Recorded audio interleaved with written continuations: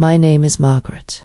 I'm 76 years old, and until a few months ago, I lived what most would call a quiet, respectable life.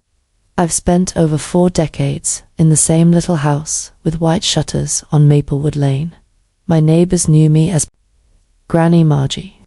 I was the lady who handed out warm cookies to the neighborhood kids, who still sent handwritten birthday cards, who waved from the porch every morning with a teacup in hand. I'm not rich. I'm not famous. I've never even had a speeding ticket. I always believed that if you live right, if you're kind, honest, and helpful, life will leave you in peace. I was wrong. Nothing could have prepared me for the day the police knocked on my door. I still remember the sound, 3 soft knocks, followed by a pause. I opened the door expecting it to be a neighbor, maybe someone asking for sugar or offering to help with the garden. But it was 2 officers, young men, serious eyes. They called me ma'am and asked to step inside. I let them in, of course. I had nothing to hide. I smiled politely, even offered them tea. That's the kind of woman I am. Or rather, that's who I was. They didn't want tea. They wanted answers. One of them pulled a folder from his bag and opened it slowly on my kitchen table. Inside were documents, legal-looking papers with stamps and signatures. And there, to my horror, was my name, in bold print, attached to things I'd never seen: bank accounts, transfer slips, authorizations. I blinked, trying to make sense of it. They said I was under investigation for fraud, that I'd been linked to a financial scheme involving thousands of dollars in stolen funds. I laughed. I actually laughed. It was absurd. I'm 76, I told them. I can barely reset my Wi-Fi password. You think I'm running some kind of scam? But they weren't smiling. And suddenly, neither was I. I felt my stomach drop. My hands began to shake. They showed me security footage of a woman who looked like me, signing something in a bank. The resolution was grainy, but I could see the resemblance. I could also see what they saw: motive, opportunity, evidence. I told them over and over, this must be a mistake. But the more I spoke, the more they looked at each other, silent and firm. And then they asked me a name. Do you know Edward Whitmore? Of course I know that name. That's my son, my baby boy. My Eddie. The room spun. That was the moment I realized this wasn't just a mistake. It was Eddie, my son, had done something. And somehow I was in the middle of it. The weeks that followed were a blur of interviews, questions, papers, and shame. So much shame. Friends stopped calling. My church group went silent. Even the mailman looked at me differently. I was no longer Granny Margie. I was that woman, the one accused, the one under suspicion, and all because I chose to trust. My son, this story isn't just about crime. It's about family. About how far a mother's love can stretch before it snaps. It's about denial, guilt, and how silence can be louder than any confession. I want to tell you everything. Not just the facts, but the feelings, the fear, the moments I look back on now and think, why didn't I say something? Why didn't I stop him? I want you to hear it from me, from my voice, from a mother who loved too deeply and paid the price. This is my story. Asterisk before everything changed. My days followed a rhythm as familiar to me as the ticking of the old clock in my hallway. There was comfort in that rhythm, predictability, peace. I didn't need much to be happy. A warm cup of tea, a quiet morning, a visit from my grandchildren on the weekend. That was more than enough. I've always been a morning person. I liked waking before the sun came up, while the world was still asleep. The house would be quiet, the air cool, and I'd shuffle into the kitchen in my slippers to boil water for my tea. Always English breakfast strong, with a splash of milk and a single sugar cube. I'd carry it to the window and sit on the bench my late husband built for me back when our children were still in grade school. From that window, I could see the street come to life. Mr. Thompson walking his little terrier. The paperboy tossing rolled-up newspapers with surprising accuracy. The school bus making its way down the corner. It was like watching a play that repeated itself every morning. Reliable, soothing. Tuesdays were my favorite. That was garden day. I'd spend the afternoon tending to the roses, checking on the tomatoes, talking to my lavender like it could hear me. Maybe it could, I don't know. I'd always believed plants grew better when you treated them like old friends. On Thursdays, I baked banana bread, apple pie, or my famous cinnamon rolls that my granddaughter, Lizzie, swore were better than any bakeries.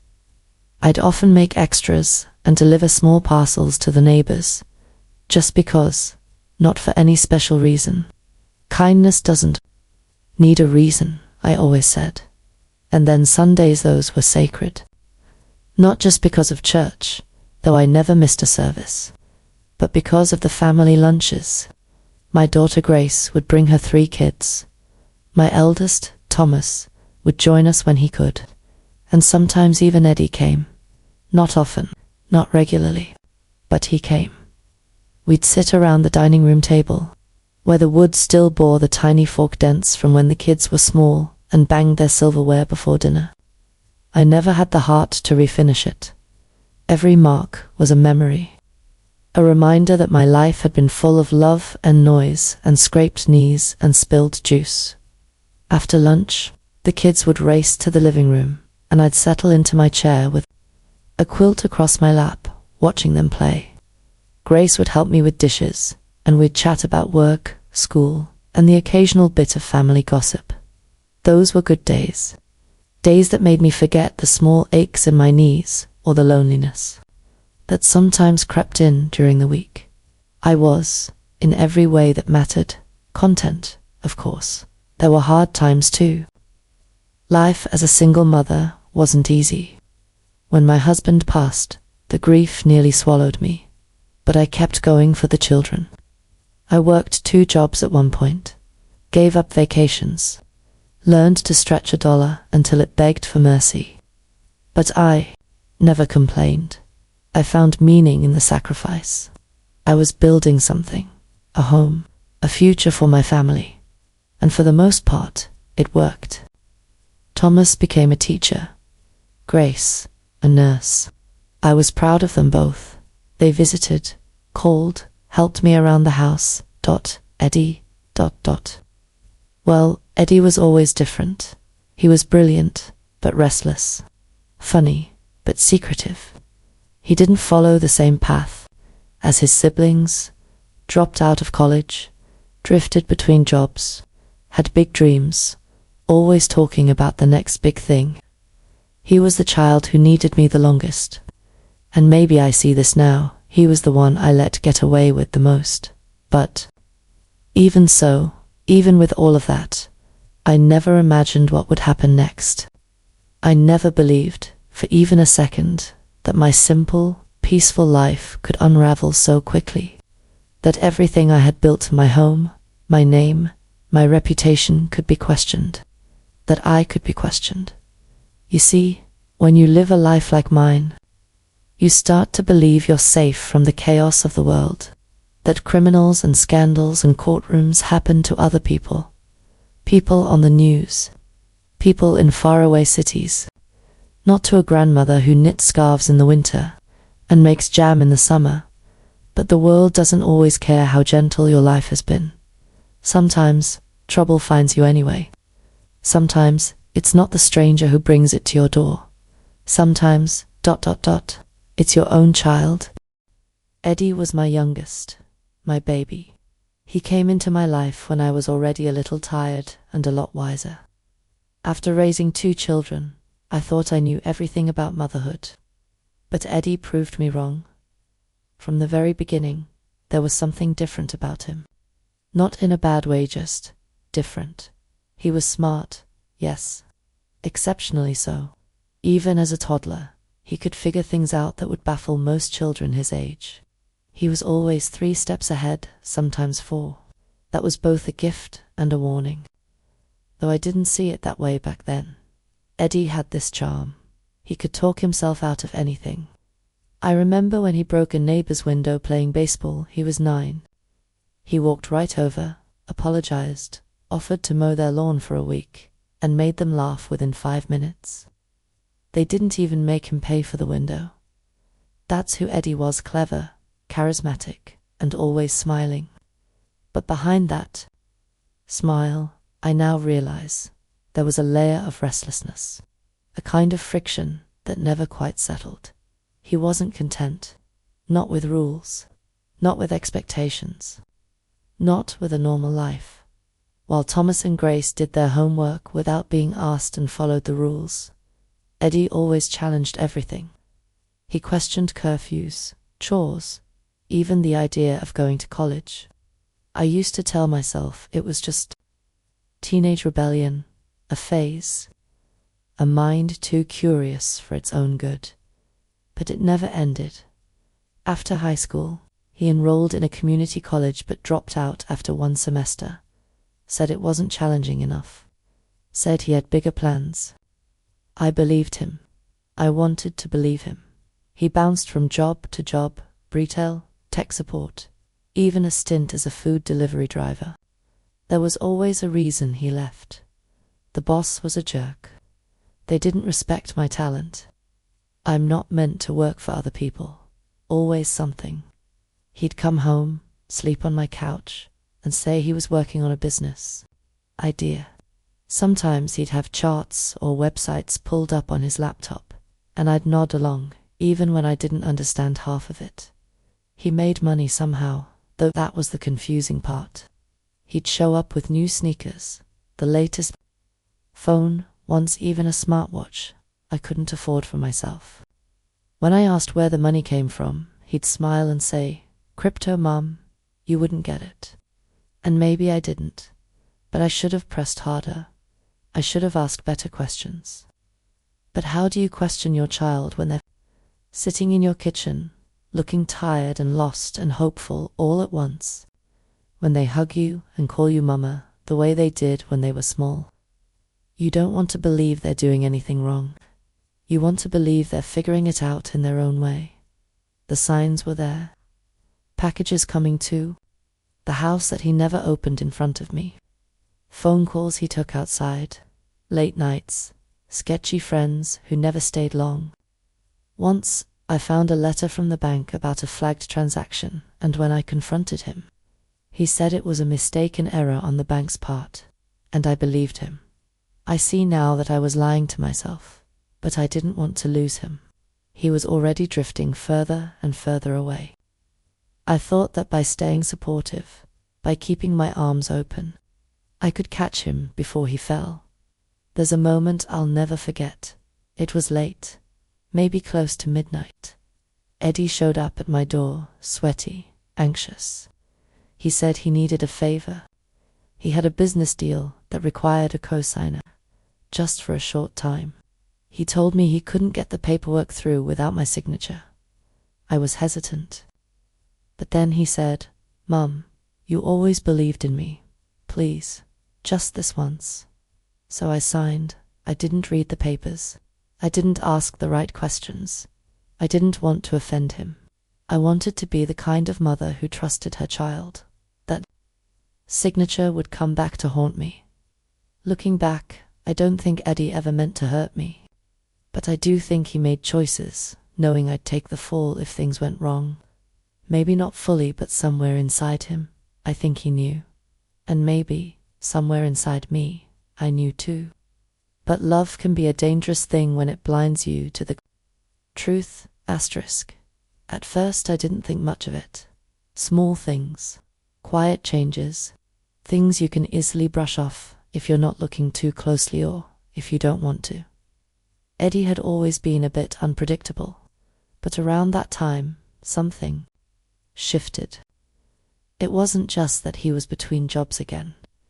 It wasn't the long naps on my couch or the empty promises to get things moving. It was something in his eyes. He stopped looking at me when he talked. He answered my questions with half-hearted and avoided conversations longer than a minute.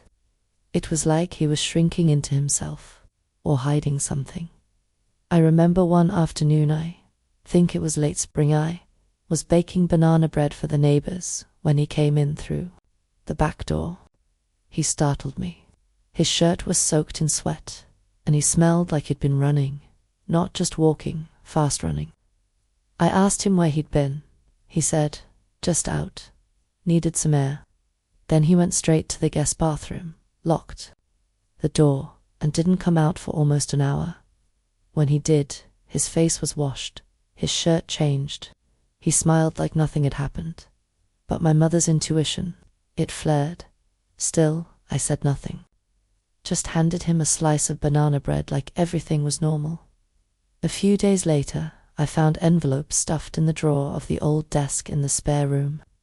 I was looking for some stamps when I stumbled on them, 3 large manila envelopes, each filled with what looked like legal documents, contracts, and something that resembled a money transfer. The amounts were large to large, tens of thousands. I felt my stomach churn. When I asked Eddie about them, he laughed. "It's just investment paperwork," he said. "You wouldn't understand."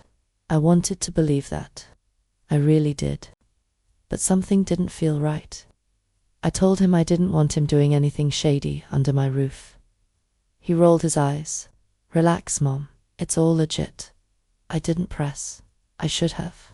But in that moment, I convinced myself that maybe I was overreacting. That maybe things really were different now.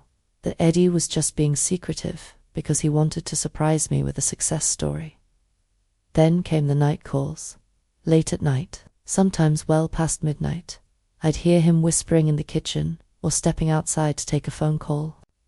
I'd wake up thirsty, head toward the kitchen, and see the glow of his phone screen through the window. Sometimes he'd be pacing.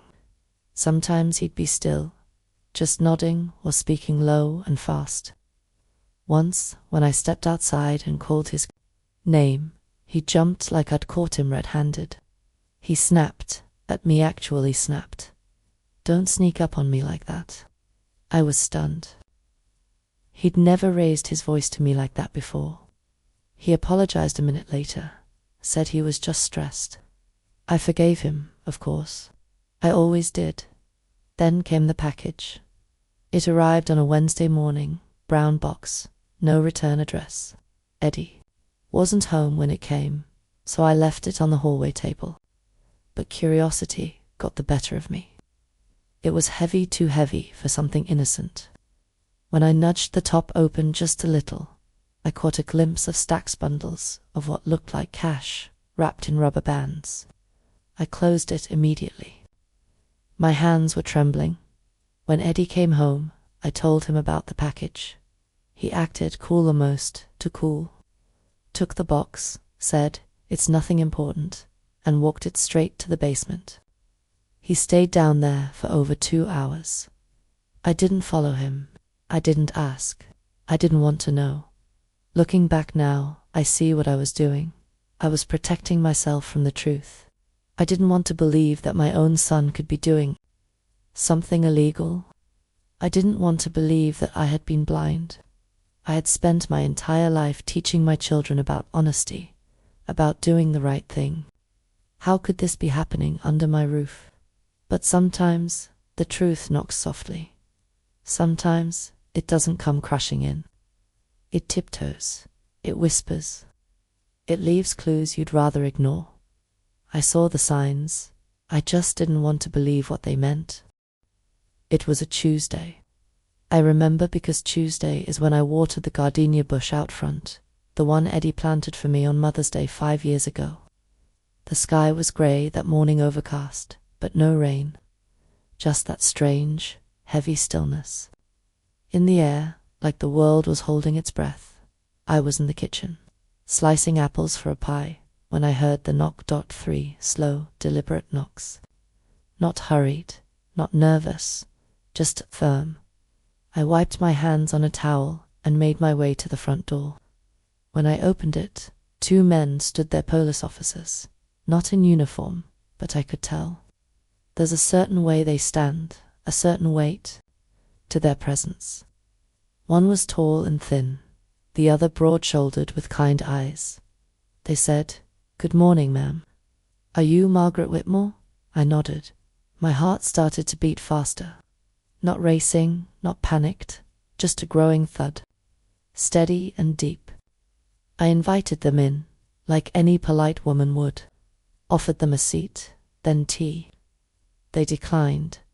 They sat at my table, right where my pie crust sat, half rolled out. The tall one opened a folder. That sound, it was so soft, yet it felt like thunder.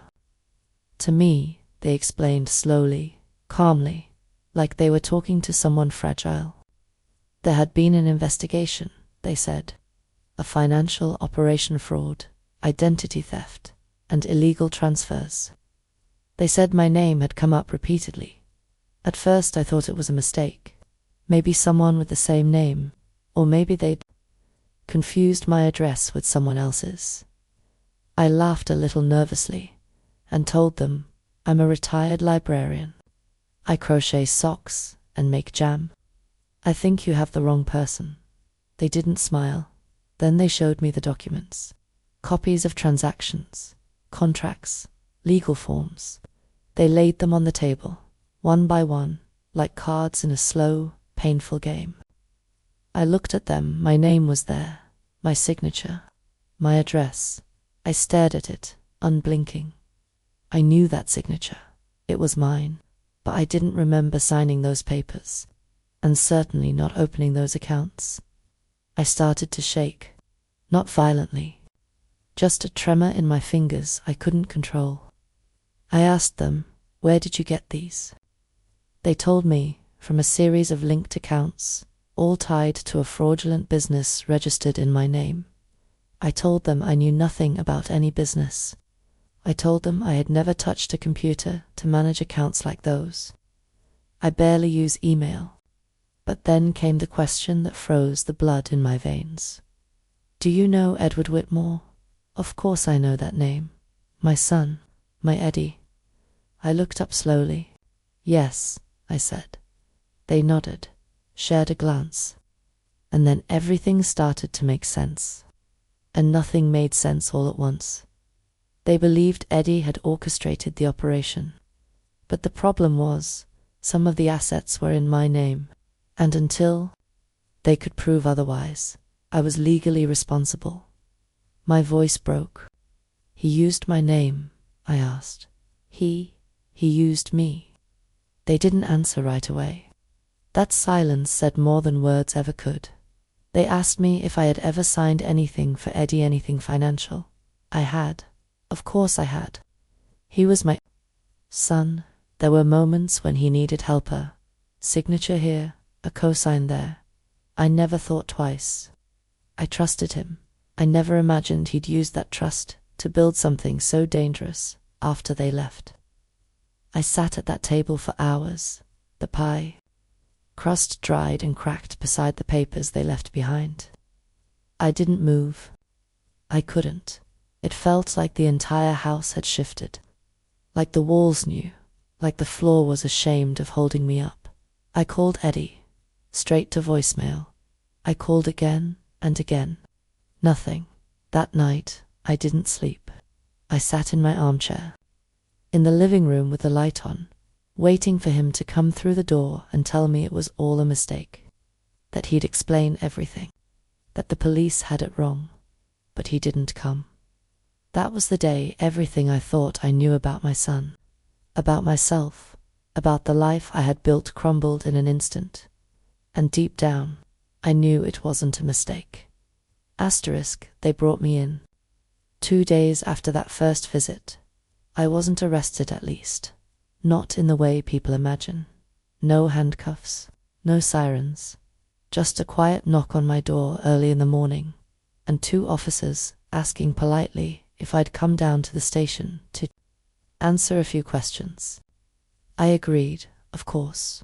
I had nothing to hide, or so I believed. The station was colder than I expected. Not just the air, but the feeling. The walls were grey, the chairs hard, and the coffee they offered me tasted like it had been sitting for hours. They led me into a small room with a metal table and 2 chairs. There was a camera in the corner. I noticed it right away, blinking red. Recording. A young officer sat across from me. His partner stood by the wall, arms crossed. They introduced themselves again, tried to sound gentle, like they were on my side. Mrs. Whitmore, the one seated, said, "We just want to understand what you knew." And when you knew it, I told them everything I could think of about Eddie's visits, the papers I signed, the packages, the phone calls at night.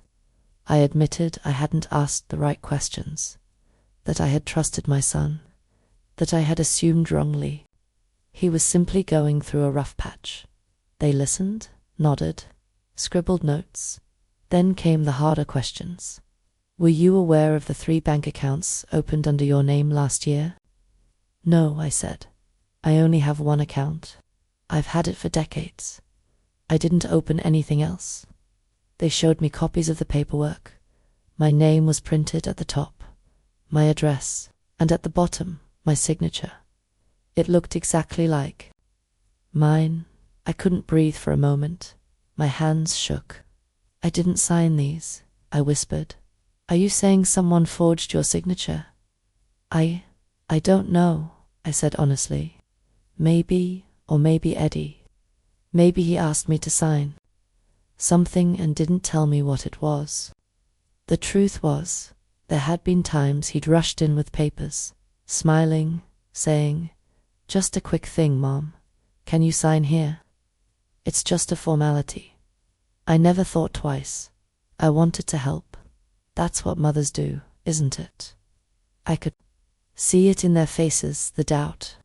To them, I either had to be naive or complicit, and I wasn't sure which one was worse. "Were you aware of any financial transactions involving cryptocurrency?" they asked next. That one made me laugh bitterly. "Cryptocurrency," I repeated. "I don't even know what that means. I still write checks to pay my water bill." They kept going, question after question. Some were simple. Others made me feel like I was on trial. "Have you ever deposited money on behalf of your son? Did you ever receive packages for him that you didn't open? Do you know a man named Luis Varela?" That last one caught me off guard. I didn't know the name, but I remembered a tall man with a scar on his cheek who had come by once, looking for Eddie. He hadn't come inside. Eddie met him at the porch. They talked quietly for a few minutes. Then he left. I hadn't thought much of it. Now, I did at one point. They left me alone in the room. Just me, the table, and my thoughts. I stared at the wall. It had a faint smudge like someone had leaned there often. I found myself tracing the pattern with my eyes, just to distract myself from the rising panic inside me. How had I ended up there? I thought of the bake sales I organized, the church bulletins I folded every Thursday, the books I'd read to children. At the library, all of that gone, overwritten by suspicion. When they came back in, their tone had changed. Still polite, but colder, more direct. They asked if I had anything else to share, anything I hadn't told them. I looked them in the eyes and said, "I've told you everything I know. I wish I knew more." And I meant it. They released me. That afternoon, no charges. Not yet, just more questions, more waiting, and a sense of dread I couldn't shake. When I stepped outside, the sun was bright, but it didn't warm me. I wasn't in a jail cell, but I felt imprisoned all the same, in guilt, in fear, and worst of all, in doubt. When something shatters suddenly like a window or a reputation, your first instinct is to ask, how did this happen? But when you look back, you start to see it didn't shatter all at once. It cracked slowly, quietly, hairline fractures forming. over time ones you ignored until it was too late. After the interrogation, I came home and sat on the edge of my bed. I didn't turn on the lights. I just sat there, in the quiet, remembering, trying to piece together everything I'd missed, every sign I had brushed aside. The memories came back in waves. There was the time Eddie borrowed my car and returned it late, almost on empty, with a strange chemical smell lingering inside. I'd asked him about it. He said he'd spilled some windshield fluid. I believed him. Another time I found a USB drive under the couch. It wasn't mine. I picked it up, meaning to give it to Eddie, but I got distracted and forgot. A few days later, it was gone. I assumed he found it and took it back, but now I wonder what was on it, and what it was doing in my house. And then there were the names he used to talk about people I'd never met. Big Mikey J from Philly. I thought they were friends, guys he played online games with or met during his gig jobs. He mentioned them casually, like they were normal. But I realize now, none of them ever came inside. None of them ever stayed long.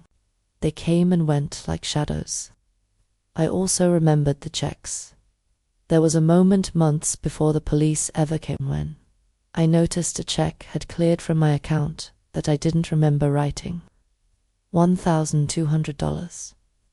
I confronted Eddie, and he told me I must have forgotten.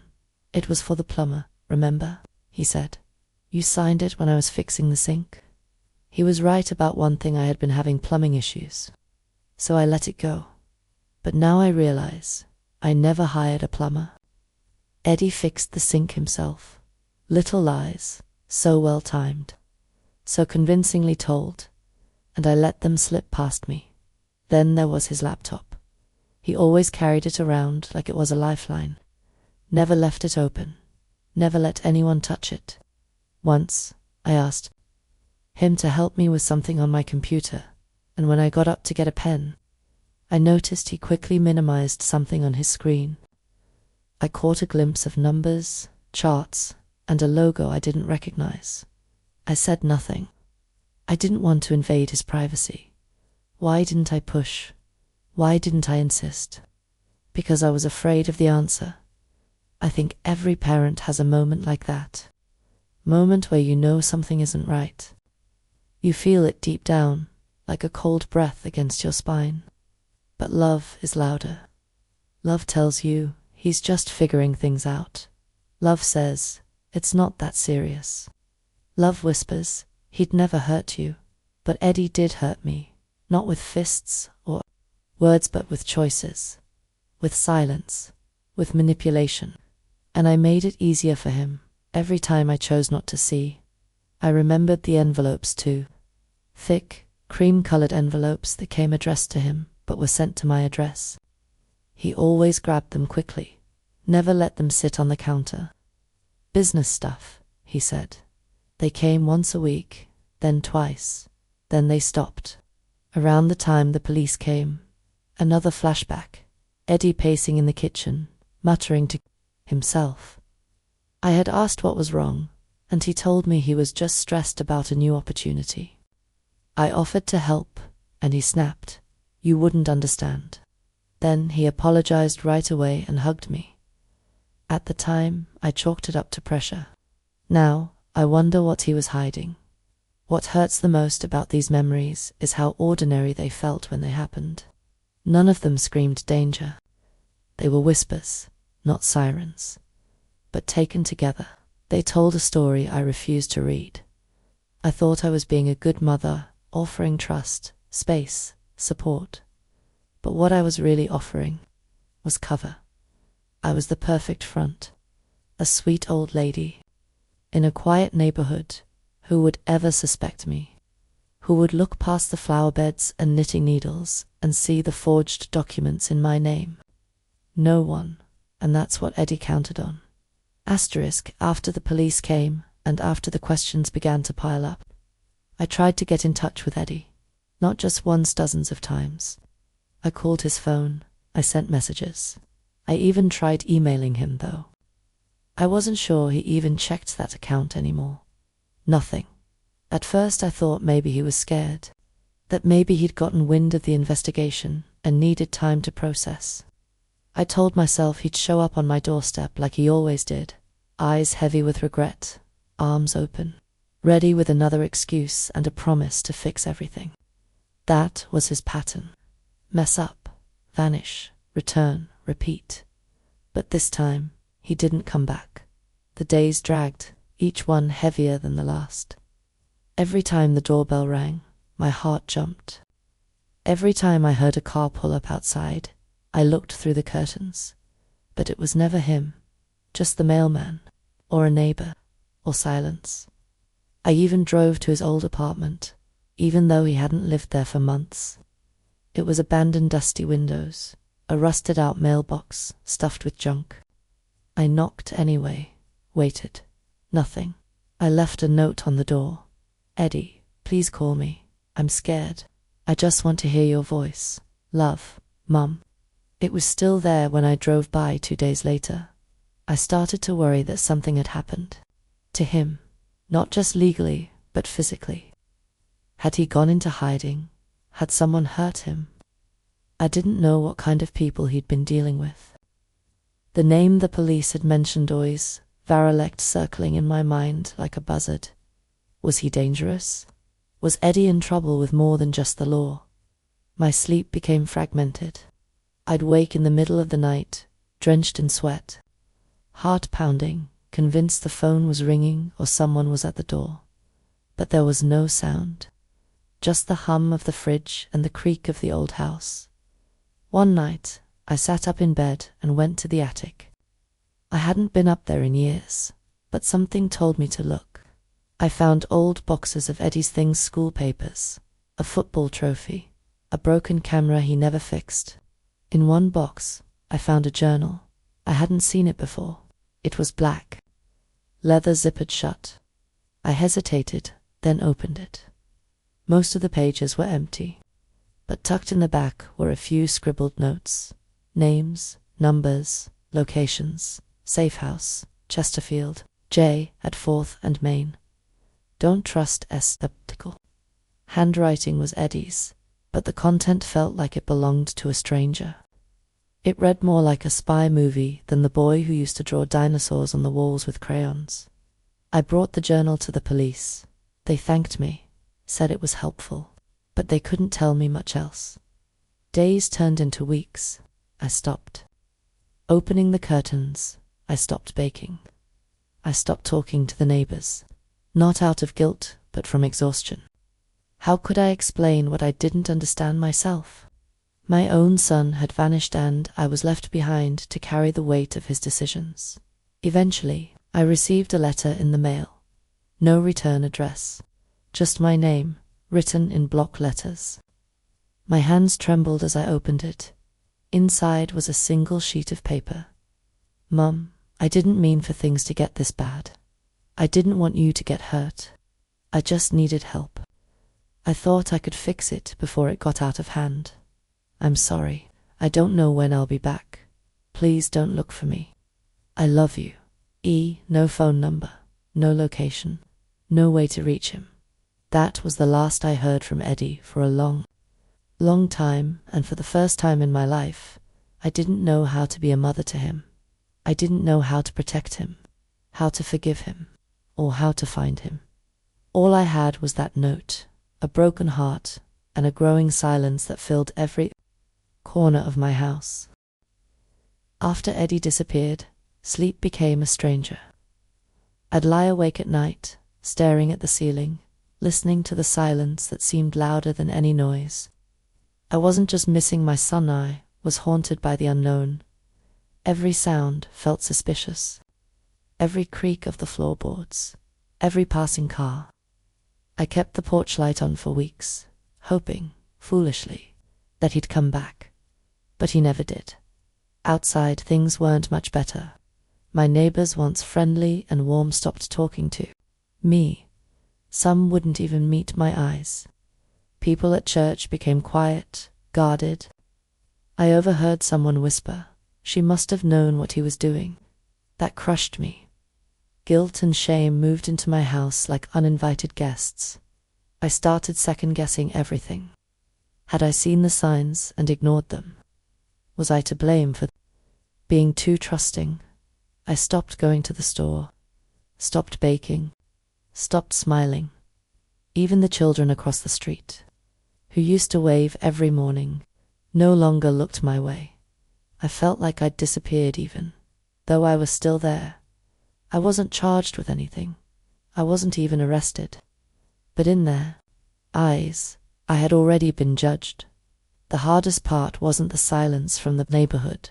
It was the silence from Eddie, not knowing where he was, if he was safe, if he regretted anything. It ate at me.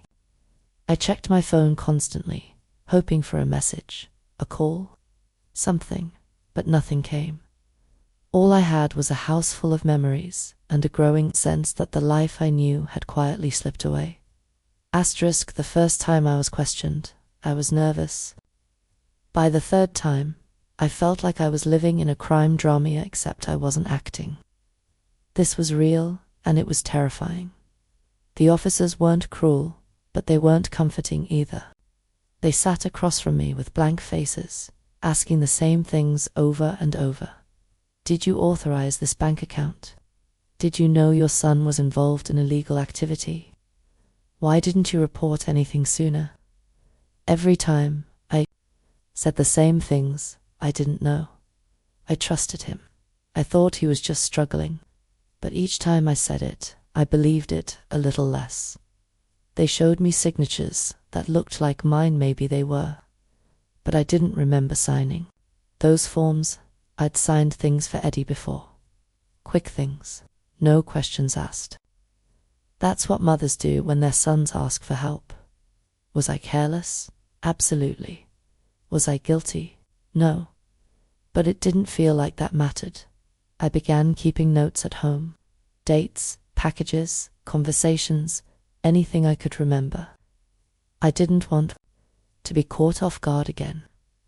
I wanted to protect myself, now that I realized no one else would. It was exhausting. I felt old in that interrogation room, small, like I had to prove I wasn't someone I never imagined being accused of being.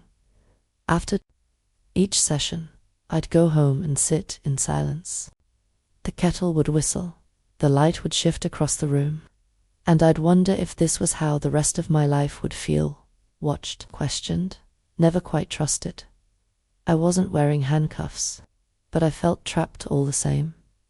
Asterisk once. The police started asking questions. My mind wouldn't stop replaying the past.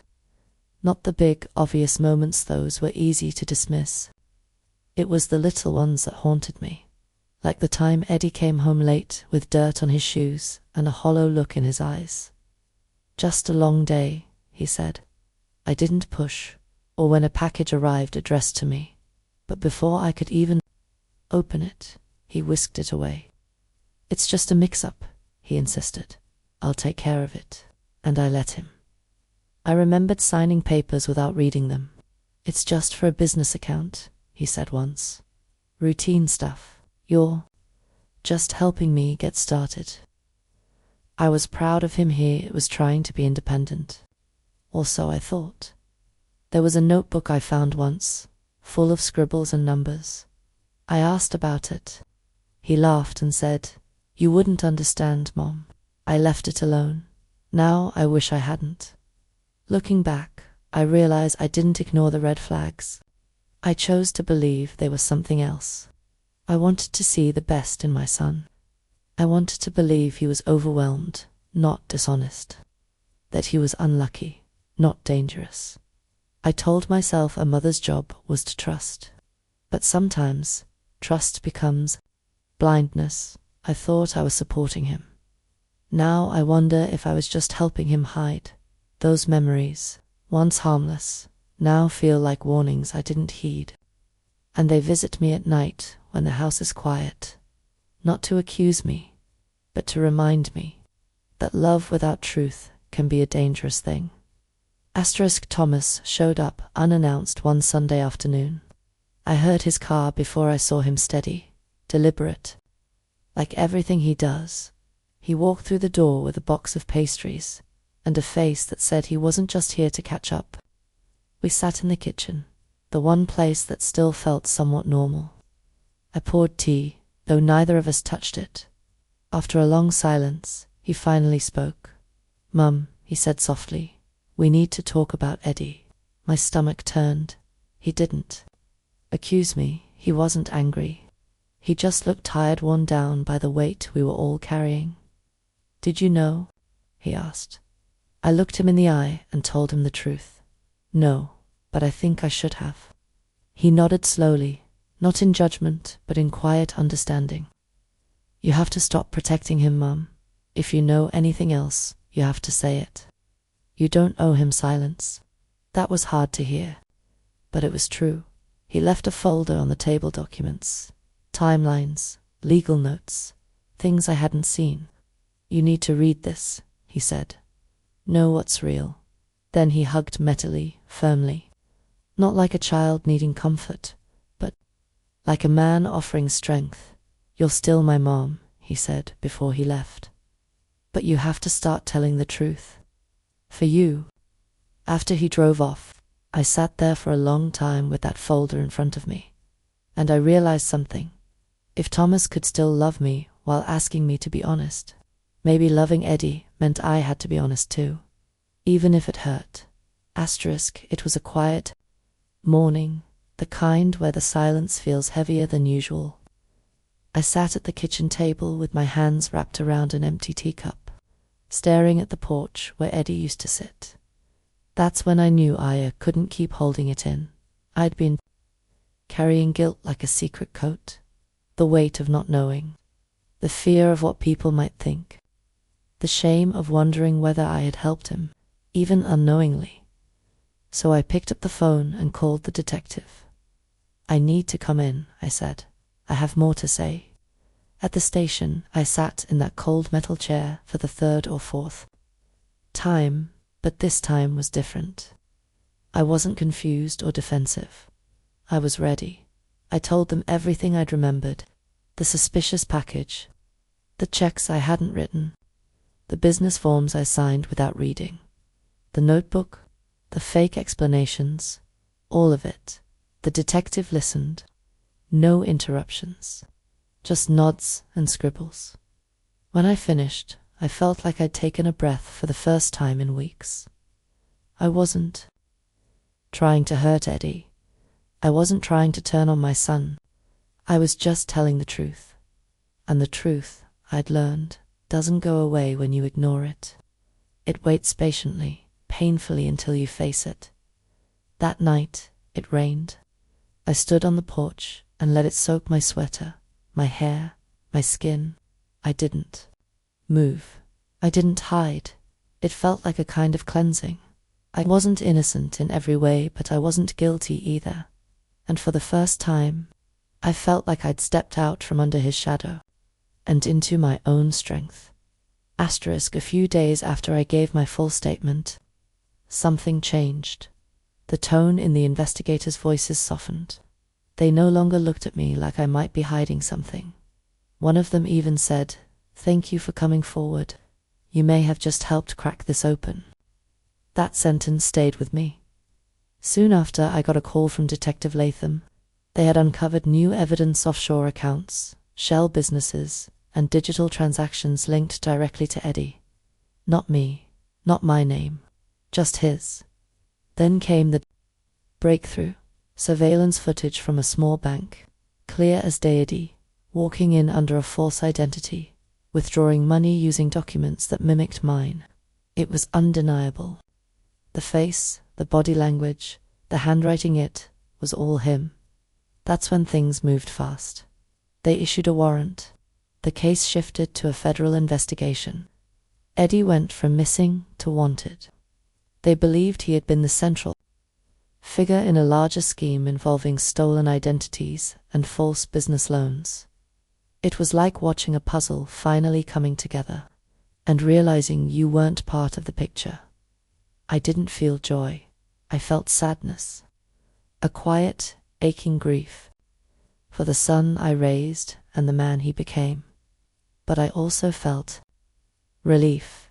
Relief that someone finally believed me. Relief that I wasn't imagining things. Relief that, maybe, justice was beginning to speak louder than whispers. They told me I would likely be cleared of all suspicion soon, but I didn't cling to that. I didn't need a courtroom to tell me I was innocent anymore. I had told the truth, and sometimes that's the most powerful thing a person can do. It was a Tuesday morning when the call came. I remember because the sunlight had just begun creeping across the kitchen tiles. I answered, not expecting anything important. Double quote, Mrs. Whitmore, Detective Latham said, "We've found Eddie." Froze. He had been hiding in Georgia, living under a false name in a short-term rental. When authorities arrived, he didn't resist. Inside, they found fake IDs, dozens of stolen credit card numbers, and paperwork tied directly to the crimes. He was calm, they said, like he knew it was only a matter of time. Hearing that shattered something in me, not because I didn't believe he was guilty, but because now there was no more hope for denial. It was real. My son had done this. All of it, the news, spread fast. A few neighbors looked at me with pity. One even left a pie on my porch without a note. No one said anything cruel, but the silence around me felt louder than before. And then came the letter. "Mom, I'm sorry. I didn't mean for it to get so bad. I thought I could fix it. I never wanted to hurt you. I know I messed up. I hope one day you'll forgive me. E." I read it twice. I didn't cry. I folded the paper and put it in my Bible beside the first one. I haven't written back. Not because I'm angry, but because I don't know what to say. How do you tell your own child that you still love them, but you're not sure you know them anymore?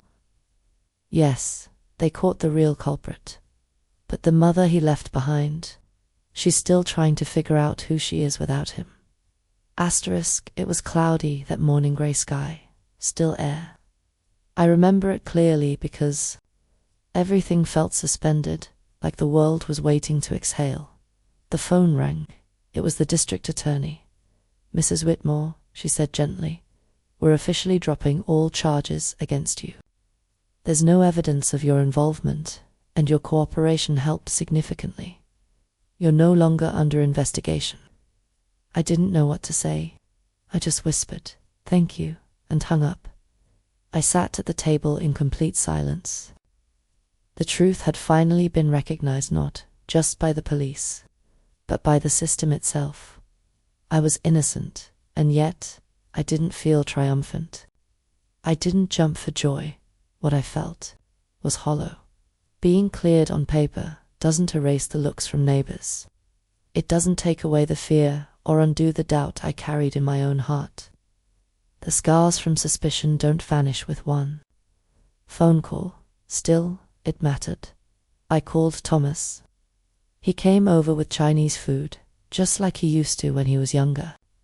We didn't talk much, but when I told him the charges were dropped, he hugged me longer than he ever had. "I knew you didn't do it," he said. "Now the rest of the world knows too." That night, for the first time in months, I slept with the curtains open. I let the moonlight in. I didn't feel like I had to hide anymore. I made a proper breakfast the next morning, toast, eggs, and fresh fruit.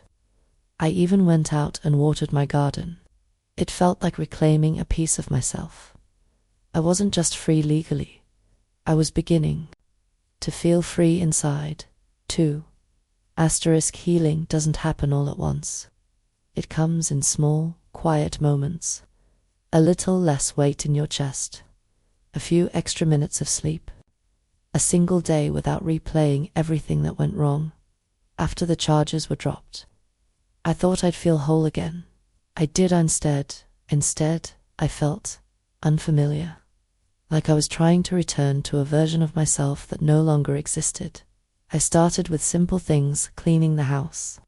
Room by room. I rearranged the living room furniture and dusted every corner. Not because it was dirty, but because I needed something I could control. Then I returned to my garden. The roses had nearly died. Weeds had crept in while I was too lost in fear to notice. Each morning I spent time pulling them out, one by one.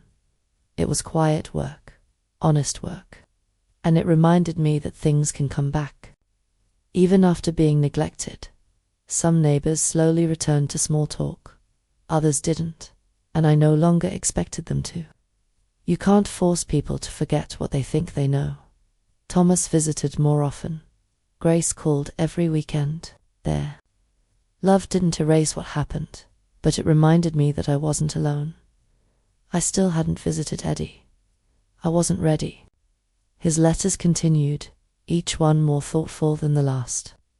He spoke about the people he'd met, the books he was reading, how he was trying to understand the damage he caused.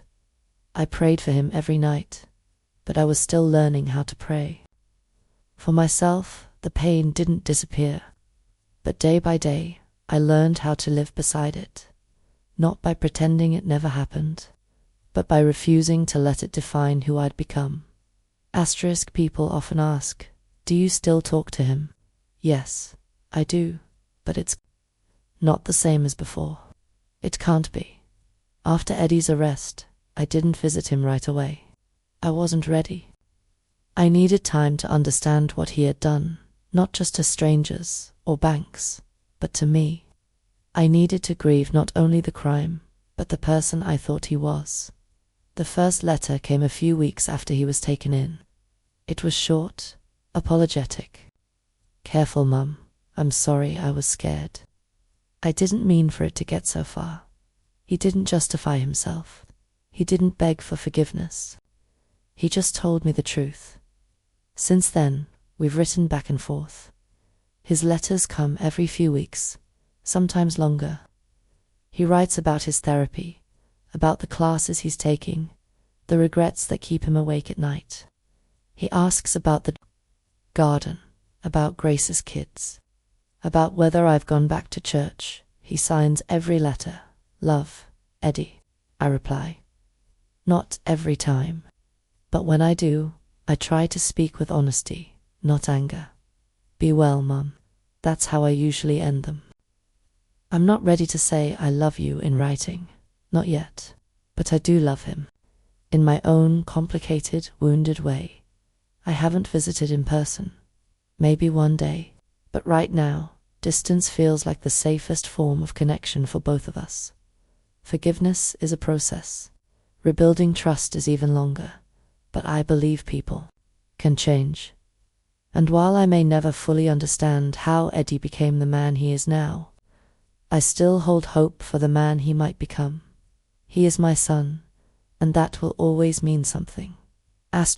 Looking back, I often ask myself, what did all of this teach me? The answer isn't simple, but it's honest. I've learned that love, especially a mother's love, can be both a blessing and a blindfold. I loved Eddie so much that I didn't want to believe he could hurt anyone. I mistook my hope for him as proof of his innocence. But hope is not truth. And love isn't protection when it hides the facts. I've learned that trusting someone doesn't mean ignoring the signs. I signed things I didn't understand. I accepted vague explanations. I chose not to question him because I didn't want to see what was really happening. That was my mistake. I've also learned that doing the right thing doesn't always feel good. Speaking out against my own son broke my heart, but silence would have broken my spirit. I learned that shame is heavy but not permanent. The world may look at you differently, but how you see yourself matters more. And I had to learn to look at myself with mercy. I've learned that forgiveness is a journey, not a decision. Some days I feel it. Other days, the anger returns. But I keep walking forward, one letter, one prayer, one breath at a time. And most of all, I've learned that I am stronger than I thought. Not because I wanted to be, but because I had to be. I survived suspicion, betrayal, and heartbreak.